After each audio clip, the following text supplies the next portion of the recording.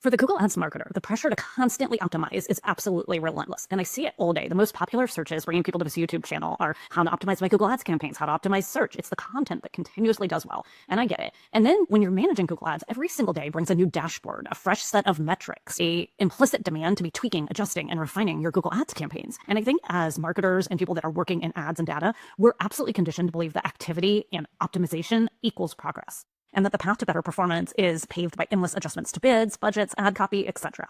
But what if impactful strategies aren't about doing more, but about doing things differently? What if some of our most common assumptions about optimization are actually the ones that are holding us back? The constant urge to do something can sometimes lead to reactive decisions that undermine our long-term goals. I actually see this all the time when I'm consulting with agencies. They have this framework set up where they're making optimizations so that the client can see something in the change history. Welcome to the PPC Strategy Hub podcast. I'm your host, Sarah Stemen, and this video today is going to distill the 4 surprising counterintuitive insights. And these are coming from my 17 years of working on Google Ads campaigns. And I'm really going to dive, and I'm going to challenge these assumptions about paid search optimization in particular. I consult to agencies, I work with coaching clients, and these truths are going to encourage you to pause, think strategically, and question the conventional wisdom that dominates the conversation around paid search campaign management and optimization. Myth number 1, best optimization is sometimes no optimization at all. And I know that that hurts, especially if you've been searching for the perfect campaign structure and perfect optimization that you can make to make your Google Ads improve. That's core optimization. It's not about making changes. It's about making the absolute right changes based on data. Sometimes after a thorough analysis, the most strategic and data-driven decision is to just deliberately do nothing at all. As like I've said multiple times, merely analyzing the data and deciding, making that conscious choice to refrain from making changes is actually the best course of action. And this mindset is crucial for any marketer, not just someone working in paid search. It shifts our focus from tweaking to intentional data-led decision-making. That is real strategy. So resisting the urge to make changes for the sake of being busy, again, what I see a lot of agencies doing, it demonstrates a higher level of strategic discipline and confidence in your Google Ads analysis and your setup to begin with. You're really ensuring that every single action, every button click, everything that you're doing is purposeful and justified. The second counterintuitive thing that I hear all the time, and I want to tell you this, chasing more traffic can actively harm your business. I've said this in other videos, but it is the most common thing that I'm seeing. And I suspect that it comes a lot from like the old school SEO where people think traffic, I just want more clicks, more clicks. They make the assumption that getting more clicks equals more conversions. And again, I think it comes a lot from that old school, early 1990s SEO, but I also see it on the client side as well. I talk often about how I was managing a huge brand and they had a traffic manager. That traffic manager, her whole goal was to get traffic to that website. And I was constantly explaining that that's not how Google Ads works. So prioritizing traffic without context is a dangerous pitfall because not all traffic has the same quality. Campaigns designed solely to increase visitor numbers can attract an audience that doesn't align with your core business goals, and it leads to ultimately a poor return on investment. Sometimes websites will put recipes. That's a very transactional. I want this recipe. I'm going to visit. That's traffic. That is a different model than an e-com store, for example. And, it was interesting. A long time ago, I was consulting to an agency, probably 10, 15 years ago. And the agency owner had a really funny analogy that he would tell business owners. He would say, well, if you just want traffic, I can go to eBay and buy traffic for $200. And it's true. You can buy traffic. I can buy you some bot traffic right now. That is not what you want. So instead of merely aiming for higher traffic, you need to focus on campaigns that bring in qualified traffic, ensuring tangible outcomes. You want to put your effort towards the people that are going to convert, that are going to subscribe to your newsletter, but are going to be engaged with your business. So this really means when you're looking at your Google Ads, you're taking each campaign and aligning it with a campaign goal to be aligned with that customer's position in their journey. Are they wanting to sign up for newsletter? They're not quite ready to purchase. Are they wanting to sign up for the sales promotions or the text? They may not be quite ready to make that purchase, but they're starting to stalk your brand. They're starting to think about it. So here's another example. So I have worked with clients whose products best sell after a hands-on experience. So for them, if you're looking at a sophisticated strategy, and this, I'm going to give an analogy here, like car dealers, right? You don't just purchase car online, although I think that technology certainly is starting to exist in that business model. But this type of company, they need people to ultimately come in. It's a different goal. And also like big ticket items that are sold at like a Lowe's or a Home Depot or furniture would be a great example of this. So the brand campaigns, those are optimized towards ROAS because they want to capture that existing demand.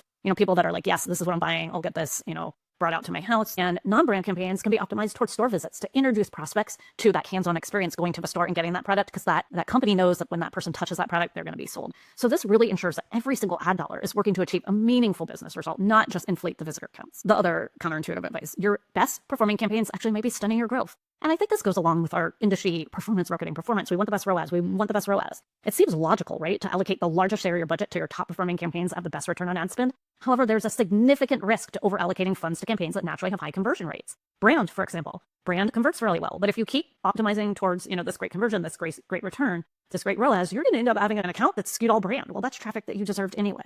So these campaigns are efficient, but moving all your budget to what's performing the best is going to create an over-reliance on them, meaning neglecting your non-brand campaigns, which are your primary engine for acquiring new customers.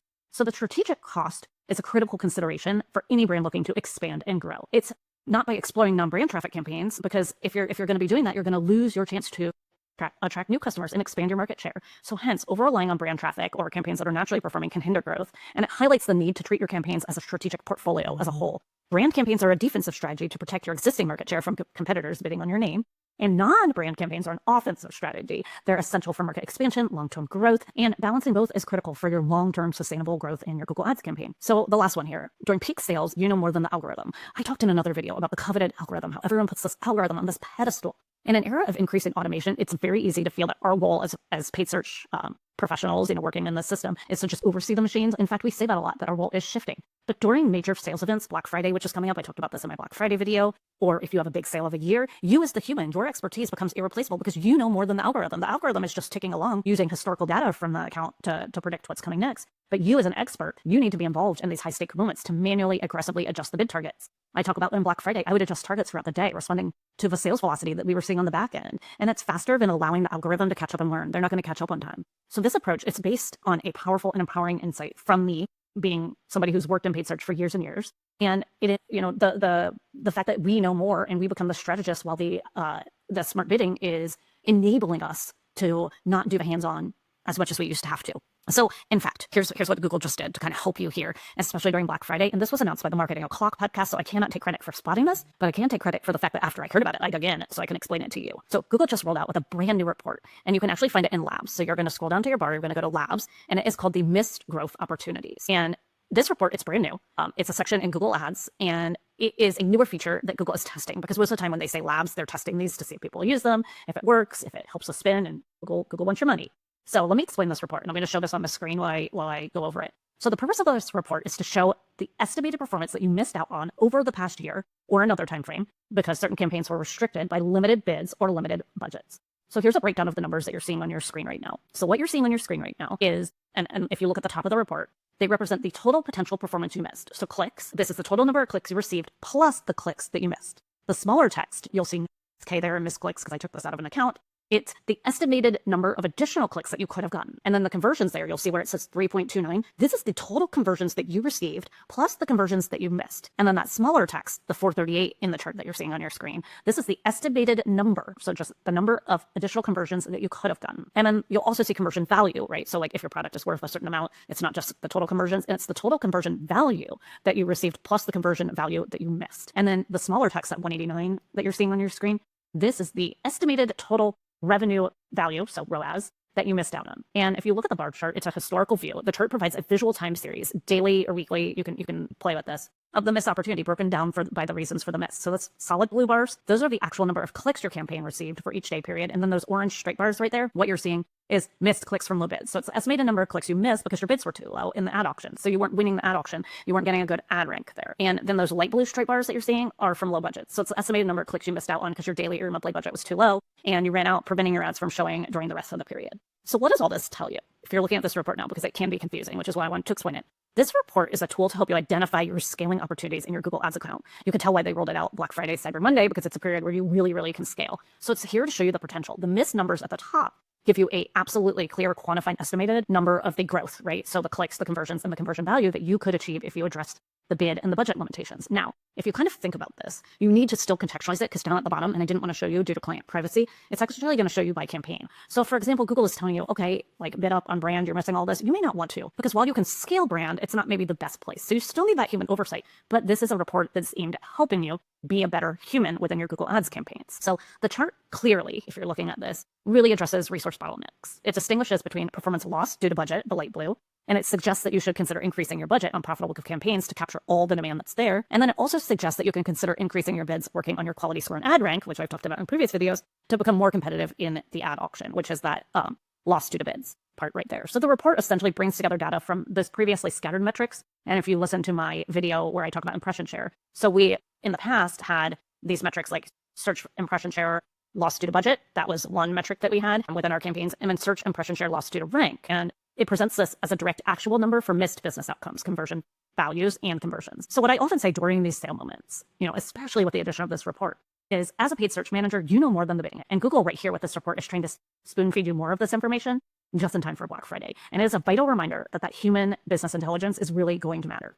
The algorithm, it's relying again on the historical data and cannot grasp the real-time momentum of a major promotion. So as a skilled paid search manager, by proactively lowering your ROAS targets, especially when you know conversions are going to be surging, you're correcting that blind spot. You're actively capitalizing on sales velocity to scale the demand during these moments. And you're seizing an opportunity that the machine and that coveted algorithm would miss. So to put a wrap on this video, I want to challenge you to think like a strategist, not just a paid search optimizer. We are not button pushers anymore. That is moved to automation. Ultimately, effective paid search management, whether you're working in Google Ads or Microsoft, it's about more than mechanical adjustments, more than button pushing. You are following a checklist, and that could sometimes hamper you. What you need to be doing is you need to require and think about thoughtful, strategic decision making. And that challenges sometimes the conventional best practices or what you're seeing on YouTube or reading in blog posts, or definitely what you're seeing going viral on LinkedIn. This is a shift from react and being a reactive optimizer to being a true strategist. And it means having the discipline to do nothing, prioritizing the qualified traffic, the qualified conversions over raw traffic, and then balancing today's defensive wins with tomorrow's offensive growth. You need to know when human oversight must override the machine. So my question to you is, which common best practice in your own marketing might be worth challenging this week? Also, if you need one-on-one help, I offer strategy calls, or you could just leave a comment or reach out on LinkedIn. I make videos straight out of the questions that I do get on LinkedIn. I don't get a lot on my YouTube videos yet, and I'd love to hear from you. Thanks, and happy optimization.